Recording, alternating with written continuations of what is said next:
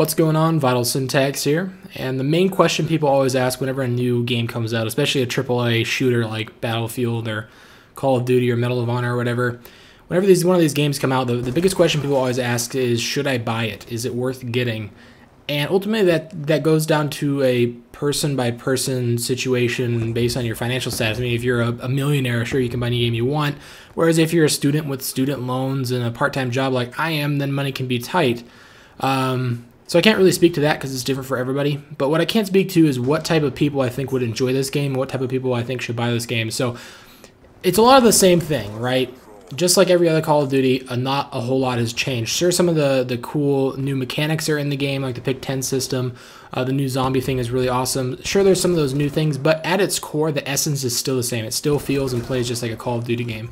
I would say it plays more like Modern Warfare 3 or Modern Warfare 2 than it does Black Ops. Black Ops, I think part of it is the map size and the density of the maps, and even more importantly, the time to kill. In Black Ops 1, it took more bullets to kill. There was a lot more medium and long range engagements, a lot more large maps like Havana and Array or things like that. Whereas in this map, it's a little bit more like Modern Warfare 3. Although I didn't play a whole lot of Modern Warfare 3, I do know that there was lots more rushing, lots more submachine guns, lots more close range and medium range engagements, and that seems like what Black Ops 2 is kind of following. So if you're the type of player that really likes rushing and likes really fast-paced gameplay with submachine guns and hip firing and things like that, then you're gonna love Black Ops 2. It's probably the best rusher-friendly Call of Duty, I would say. And it's also fairly well balanced. Now, obviously, that could change if things pop up. Although I do know that they're doing really advanced stat tracking on all of the weapons to see exactly what people's score per minute and kill death ratio are with each gun, and they're going to tweak them accordingly, which I think is a pretty cool system. I think they called it like Black Box, where they have a huge database of all the weapon stats, which is something that I wished every first-person shooter did, is just keep track of how people are performing with weapons, and that's how you should base the tweaking. I mean, if somebody is getting a 10 KD with one weapon and a 0.5 KD with another weapon, obviously that 10 KD weapon needs to be tweaked and needs to be nerfed, whereas the other gun needs to be buffed in some way, shape, or form. And we'll have to wait and see if that actually is something that they follow through with, but it's something that they've talked about in some of the pre-release videos. And I got hit by a train. That scared the crap out of me, by the way, when it happened in-game. I had no idea that train was coming. I think it made some type of horn sound, but I wasn't paying attention at all. Also, if you're on the Xbox and you can buy one game this year, that's what a lot of people always ask is, if they can get one game for Christmas, what game would it be? If you're on Xbox, I would personally say Halo 4 would be the way to go. I haven't completely finished Halo 4, but so far, and I also haven't completed Black Ops 2's single player, but so far, Halo 4 and also the reviews I've seen of it are just outstanding.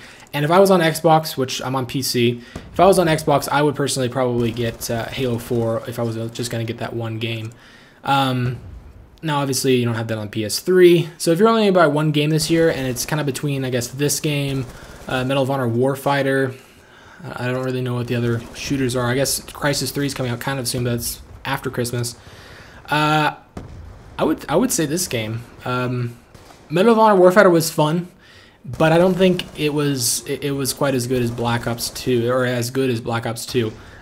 There's a couple reasons why. Number one is that a lot of people aren't playing Warfighter. Like, there's very few people, especially on PC, that are playing. There's very few servers that actually have people online, and the reviews that you've seen aren't very good. Now, I do think the reviews were kind of sketchy. I think it did deserve better reviews than it got, but at the same time, if I was going to choose between those two games, I would personally choose Black Ops 2.